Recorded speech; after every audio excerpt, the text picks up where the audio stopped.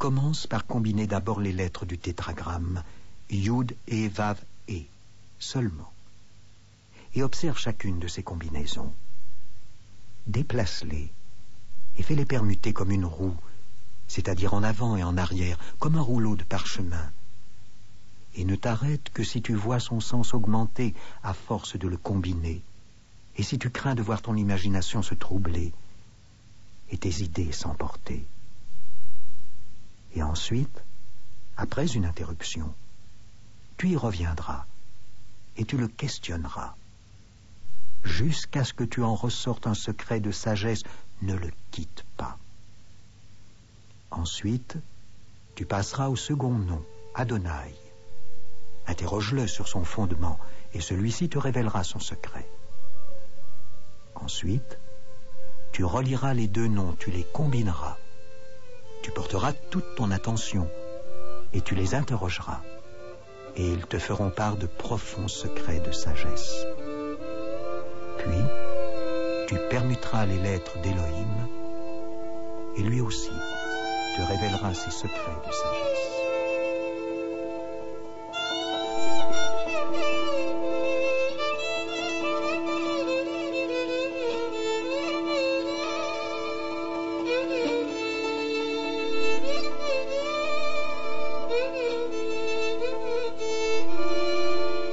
Professeur Hillel, de tous les chercheurs en littérature kabbalistique, vous êtes celui qui probablement connaît le mieux l'œuvre d'Abraham Aboulafia, puisque d'une part, c'est à lui que vous avez consacré votre thèse de doctorat il y a quelques années, mais c'est aussi grâce à toutes vos recherches que l'œuvre d'Abraham Aboulafia était relativement connue, même si, en effet, votre prédécesseur Gershom Scholem l'avait déjà découvert.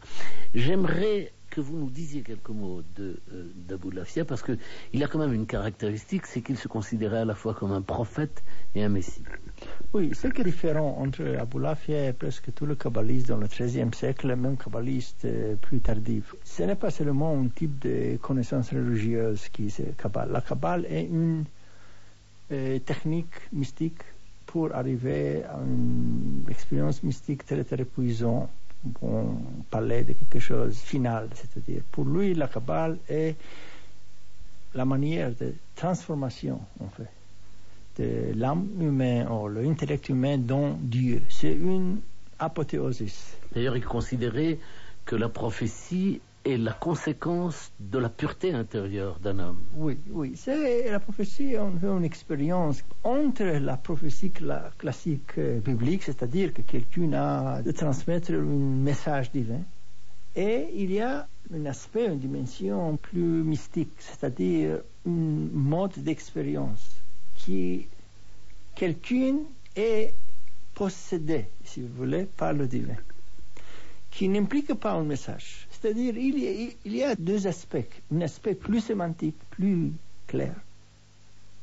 Qu'est-ce que le message? Très simple. Nous avons une technique de rédemption. Cette technique est une technique linguistique de répétition de nom divin. Et ce message est le message le plus important d'Aboulafia pour le monde. Ce n'est pas seulement le juif, pour le monde. Mais à côté, il y a ce type d'une expérience unique qui ne peut être pas décrit. Et c'est une autre part de la Kabbale. La Kabbale est une façon d'arriver à la expérience ultime ou extrême. Dans les deux cas, c'est quelque chose qui diffère de la Kabbale classique, qui a été intéressé dans une vision théocentrique, que le Dieu a le centre de la Kabbale. Pour Aboulafia, l'homme est le centre de la Kabbale. Le judaïsme était plus intéressé dans le Dieu, dans le Dieu, dans la société. Pour Aboulafia, l'âme, ou l'intellect, ou l'expérience est le centre de gravitation.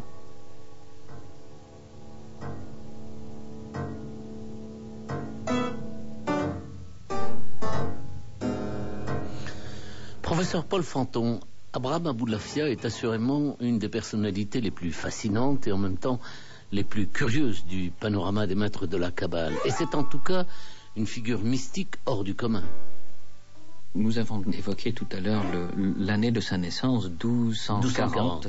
L'an 40, c'est pour être plus précis, obnubile un petit peu la signification de cette date dans le calendrier juif, puisque nous réfléchissons en fonction de l'année civile. Or, 1240 correspond dans le calendrier juif à l'an 5000, c'est-à-dire nous sommes à l'aube du 6e millénaire, c'est très important.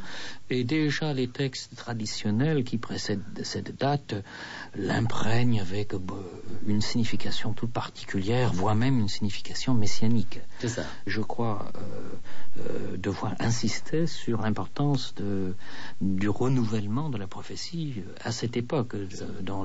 Il y a en effet cette idée dans le judaïsme, c'est que la prophétie s'est arrêtée à un certain moment. La tradition orale dira même qu'elle est donnée désormais aux enfants et aux fous, et qu'elle doit se renouveler à un moment de l'histoire humaine.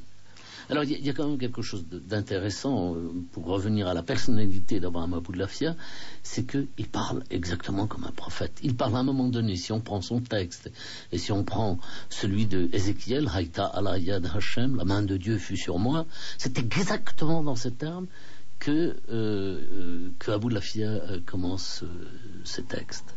Bon, vous m'aviez demandé tout à l'heure d'exprimer mon opinion personnelle sur le personnage. Je pense que c'était quelqu'un qui est arrivé à un grand degré d'inspiration et que, évidemment, il a adopté la parlance et la façon de s'exprimer des prophètes pour transmettre son message. Au-delà de la dimension légale du judaïsme, il a essayé d'instaurer ce que Elliot Wolfson, c'est un chercheur américain, appelait l'hypernomianisme, c'est-à-dire il est allé plus loin que la loi, plus loin que la halakha, pour réaliser à travers une discipline tout à fait particulière, une discipline contemplative, de réaliser l'état prophétique. Alors c'est quand même un kabbaliste d'une importance exceptionnelle, et il y a 2-3 petites choses qui marquent sa personnalité. Un, c'est que d'abord c'est un juif errant, il faut bien le dire. Il va en Grèce, il épouse une femme, un mois après on ne sait plus ce qu'elle est devenue, puis il considère que la musique est essentielle comme technique d'extase. Et là on a l'impression d'entendre les jeunes aujourd'hui, Alors, si vous voulez, deux grandes différences par rapport aux autres personnalités kabbalistiques auxquelles nous sommes habitués, comme Nachmanide, comme Rabbi David de Posquiel, comme Cordovero. Au Cordovero, ce sont des personnages statiques qui sont reconnus par leur communauté comme étant des autorités halachiques. Or, Aboullafia, il n'en est rien. Non seulement ça, mais il est en révolte contre tous les rabbins. Il est en rupture par rapport, n'est-ce pas, aux plus grandes autorités juridiques de son époque, le Rashba, Rabbi Shlomo ben Aderet de Barcelone. Et contrairement à ce grand érudit qui est établi avec tout ce que cela implique de statique à Barcelone, lui, Aboullafia, est un juif errant, comme vous l'avez dit, qui a pris le bâton de l'errance, qui l'a mené jusqu'en Terre Sainte. On a l'impression que cette errance est une philosophie pour lui. Oui, alors c'est assez curieux pour revenir au soufisme également, cette dimension existe que, n'est-ce pas, il y a une notion de ce qu'on appelle le siyaha.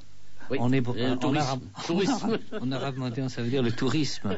Mais en fait, ça veut dire l'errance. Que nous n'appartenons à aucun lieu et qu'on peut être aussi bien ailleurs qu'ici. Que l'homme est un pèlerin dans ce monde et que son pèlerinage se traduit physiquement par son errance à travers le globe terrestre à la recherche des étincelles de sainteté.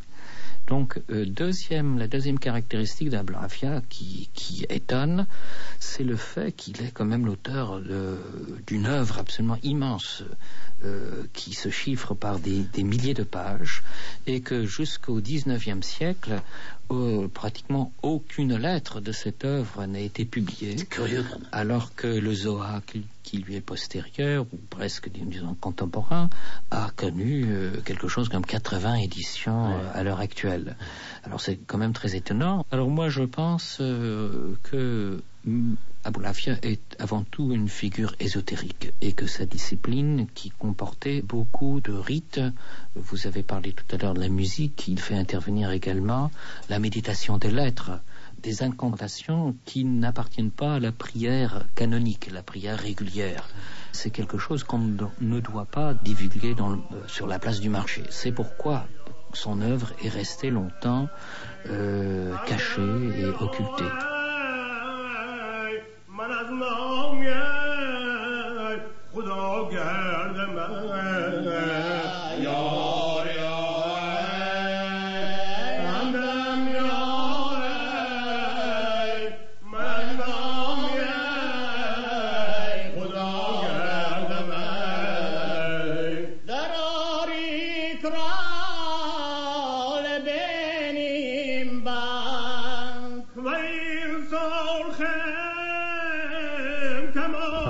J'aimerais qu'on termine cette série d'émissions sur Kabbale et kabbalistes par l'histoire que chacun connaît, j'allais dire, sur Abraham Aboulafia, et en tout cas qui est une histoire qui a défrayé la chronique, puisque vous m'appreniez tout à l'heure hors micro qu'il y a eu des pièces qui ont été consacrées à cet épisode de sa vie. C'est qu'il est né en 1240 et il annonce à un moment donné qu'il veut rencontrer le pape en 1280. Racontez-nous d'abord cet épisode, puisque c'est lui qui le raconte en quelques lignes. En fait, l'histoire est plus longue, c'est-à-dire que la première révélation d'Aboulafia à Barcelone en 1970 a été « Tu dois aller à Rome ». C'est une part d'une vision messianique, c'est-à-dire pour être, reconnu comme Messie, tu dois confronter l'autre pouvoir, si vous voulez, exactement comme Moïse a allé à Pharaon. C'est exactement la même symétrie, une démarche. C'est-à-dire, je ne peux devenir Messie, mais d'ignorer l'autre pouvoir. Tu dois confronter. Et c'est ce type d'information a devenu pour Aboulafia très très important entre 70 et 80. À 80, il a été déjà à Capua. Capua, c'est une petite place, quelques kilomètres de Rome. Et il a insisté de rencontrer le pape à août, c'est-à-dire à Rosh Hashanah. C'est la nouvelle année juive. Et le pape avait des autres affaires plus urgentes, oui. Il a évité de rencontrer Aboulafia et il a quitté pour un petit palais qui se trouve à nord de Rome, qui s'appelle Soriano da Rimini. Et Aboulafia a insisté. Et il est arrivé à la... Oui, mais entre-temps, le pape proclame qu'il est interdit à ce juif d'arriver, sans quoi il serait mis à mort. Oui, il a été, c'est la version d'Aboulafia, il a été dit que si tu t'approches, tu dois être brûlé. Et Aboulafia a insisté. Il a entré le palais, et dans ce moment, le pape a mouru d'apoplexie. Nous avons quelques rapports sur le pape. Ce n'est pas quelque chose qui... Alors, ce pape, c'est Nicolas III, il faut le savoir. Nicolas III qui n'était pas favorable aux Juifs, il faut bien le dire.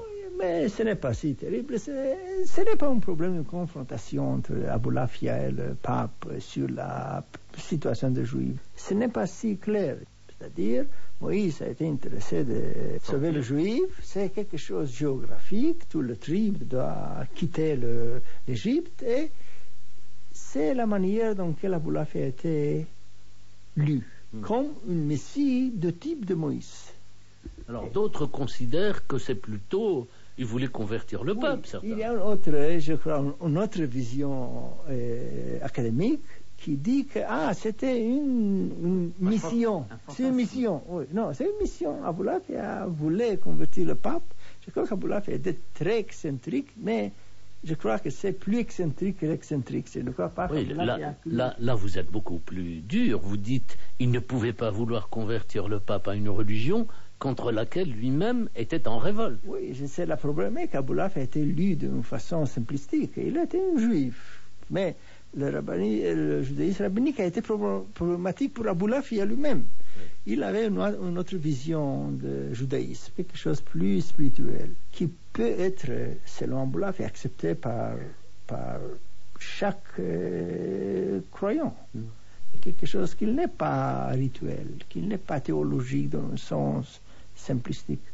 Est-ce que quelqu'un qui lirait cette aventure d'Abraham Aboulafia comme étant le résultat de l'œuvre d'un militant de l'amitié judéo-chrétienne, est-ce que cela vous gênerait? Ce n'est pas rien à faire avec l'amitié. Ce n'est pas... Aboulafia n'est pas un type écuménique.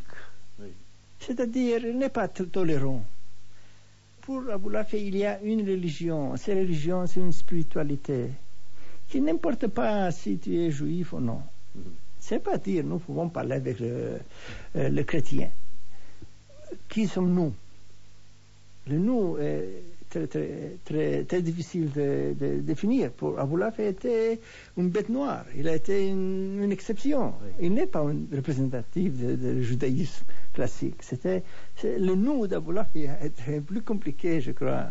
Alors en fait, la rencontre n'a pas lieu, mais beaucoup d'historiens considèrent quand même qu'elle a eu lieu. Oui, je ne comprends pas pourquoi des historiens si sérieux ont inventé en fait une rencontre et avec des dialogues. C'est ça, oui. Avec des dialogues, c'est incroyable, c'est simplement incroyable. Que ce n'est pas seulement de dire qu'il y a un petit faux, que c'était une rencontre qui a été terminée par la mort du pape. Non, nous avons dans le livre d'histoire juive très sérieuse, le plus sérieuse. Même la réplique de pape d'Aboulafia, c'est quelque chose de purement mythique. Et nous n'avons pas même de légende. C'est-à-dire, c'est une légende des historiens. Ce n'est pas que les historiens ont utilisé une légende. Ils ont inventé une légende. Est-ce qu'il n'y a pas aussi derrière tout ça le fantasme que représente le pape et qu'il a toujours représenté pour les juifs? Pour les juifs européens, c'est le pape. Mais pour les autres juifs, c'était le sultan. Pour les autres juifs, c'était les parents. C'est-à-dire, nous avons toujours un autre pouvoir. Pour un peuple en exil, il y a toujours un pouvoir politique, religieux, qui le juif dépend. Et c'est ce type de fascination avec l'autre grand pouvoir. Mais ce n'est pas le pape comme le pape.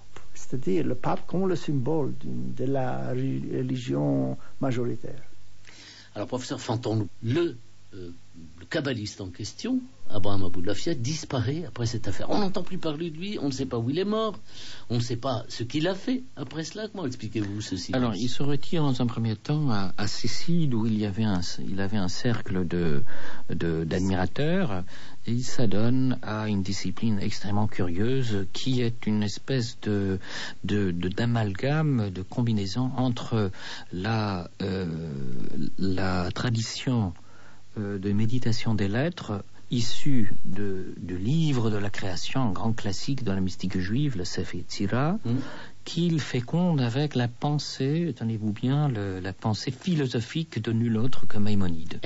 Donc il est entouré par un cercle de disciples admirateurs, lesquels lui attribue une auréole presque messianique, ce qui déplaît à certains de ses contemporains, en particulier ce Rabbi Salomon Ibn Aderet de Barcelone, qui finit tout bonnement par l'excommunier. Il est excommunié. Et c'est la raison pour laquelle ce prophète solitaire, proscrit, prend de nouveau le bâton de l'errance pour se retirer dans une petite île de la Méditerranée, Comatino, qui est près de Malte, et effectivement on n'entend plus parler de lui après 1288, l'année durant laquelle il a rédigé son œuvre ultime, le Sefer Haot, et on pense qu'il est mort vers 1290 dans l'obscurité.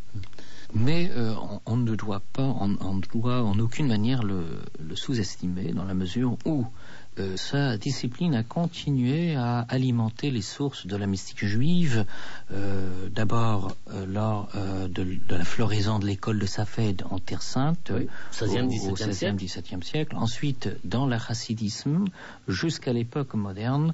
Et moi-même, je peux vous témoigner, j'ai connu dans le Me'acharim, c'est-à-dire le quartier religieux de Jérusalem, le bastion de l'orthodoxie piétiste, des gens qui non seulement méditent l'œuvre d'Abou Lafia jusqu'à nos jours, mais qui se sont mis tout récemment à éditer, à publier les œuvres d'Abou Lafia. Est-ce que vous diriez, et c'est vraiment la dernière question, est-ce que vous diriez qu'il y a un courant aujourd'hui chez les kabbalistes, un courant qui est représentatif de l'œuvre d'Abou Lafia? Ah, absolument, c'est indéniable. Il existe d'abord à Jérusalem, mais au sein de certains mouvements chassidiques comme le mouvement braslavien, un certain nombre de disciplines, Nachman de Braslav, un certain nombre de disciplines qui s'inspirent directement de l'œuvre d'Abou Lafia, malgré les siècles d'excommunication de Herem et qui ont pesé sur son œuvre. Recueille-toi seul dans une maison. Couvre-toi d'un châle de prière. Assieds-toi et ferme les yeux. Dépouille-toi de la matière comme si ton âme avait quitté ton corps et était montée au ciel. Après ce dépouillement, lis une Mishnah quelconque, celle que tu veux, à de nombreuses reprises, chaque reprise après l'autre de façon continue, très rapidement, aussi vite que tu le peux, en articulant bien et clairement sans sauter un seul mot. Concentre-toi pour que ton âme se lie à l'âme du maître ancien évoqué dans cette Mishnah. Tu le pourras, en te représentant que ta bouche est un instrument exprimant les lettres de l'énoncé de cette Mishnah, et que les sons que tu fais sortir par l'instrument de ta bouche sont les étincelles de ton âme intérieure qui jaillissent et lisent cette Mishnah, et qu'elle est devenue un véhicule où se glisse l'âme de ce maître ancien. Cependant, si tu n'es pas encore apte à accéder à ce haut degré, il est possible qu'autre chose se produise. En effet, à cause de la course rapide de ta bouche, tu te fatigueras, et tu finiras par te taire sans même t'en rendre compte. Tu somnoleras, dormant sans dormir. Dans ce demi-sommeil, tu t'apercevras que l'on donne une réponse à tes questions de façon allusive ou clairement, et cela selon ta préparation. Mais si tu ne mérites de réussir aucune des deux expériences précitées, sache que tu n'y es pas encore apte, et que tu n'es pas parvenu à te dépouiller suffisamment de la matérialité.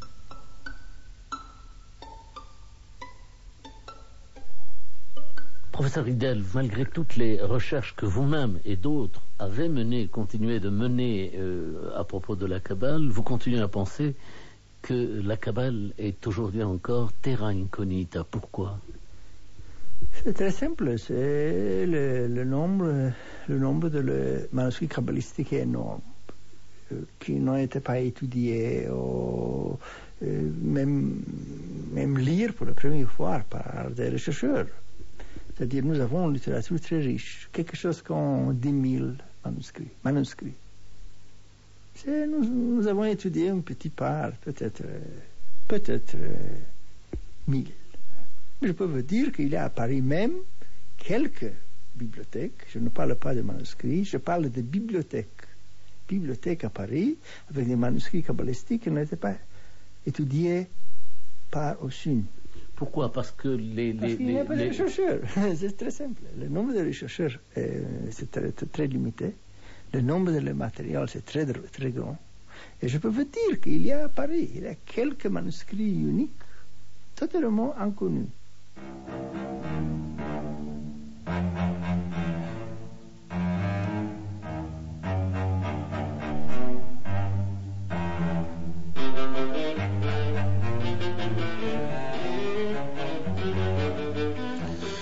Nous arrivons au terme de ces 5 émissions au cours desquelles nous avons tenté d'éclairer quelques-uns des aspects de la Kabbale.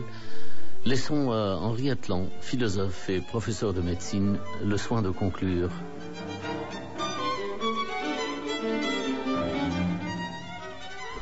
Qu'est-ce qu'un professeur de médecine, philosophe par surcroît, biologiste de réputation internationale comme Henri Atlan, trouve vraiment dans l'étude des textes de la Kabbale? Que lui apporte-t-il?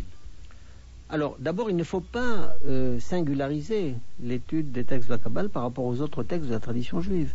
Enfin, pour moi, à partir du moment où, pour des raisons personnelles, enfin liées à ma propre histoire, à l'histoire de mes parents, à l'histoire de notre traversée de la Seconde Guerre mondiale et des problèmes qu'on a pu rencontrer, enfin, qui étaient d'ailleurs beaucoup moins dramatiques que ceux qui ont pu être rencontrés par d'autres en Europe.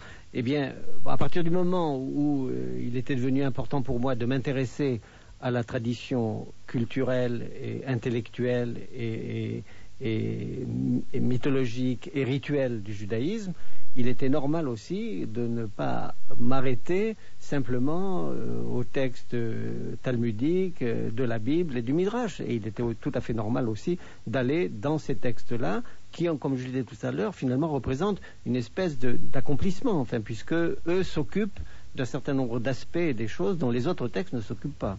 Mais que vous apporte-t-il? Bien, il m'apporte une certaine entrée dans, on peut dire, la philosophie. C'est-à-dire qu'il s'agit là d'une philosophie différente de la philosophie grecque.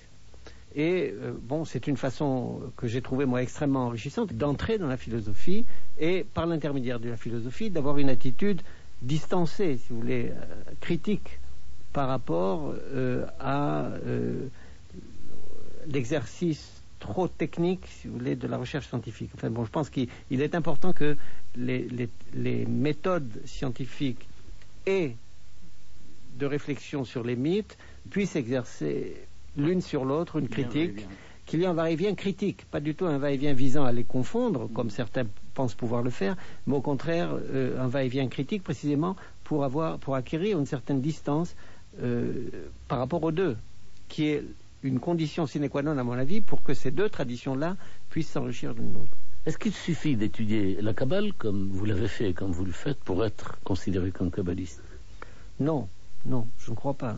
Ce que la littérature kabbaliste elle-même appelle kabbaliste, si j'ose dire, bien, ce sont ceux qui ne se contentent pas d'étudier, mais qui essayent de pratiquer précisément les commandements en y projetant au maximum possible et dans le plus de détails possible ces kavanot, c'est-à-dire ces intentions qui, elles, se nourrissent en effet de ces textes.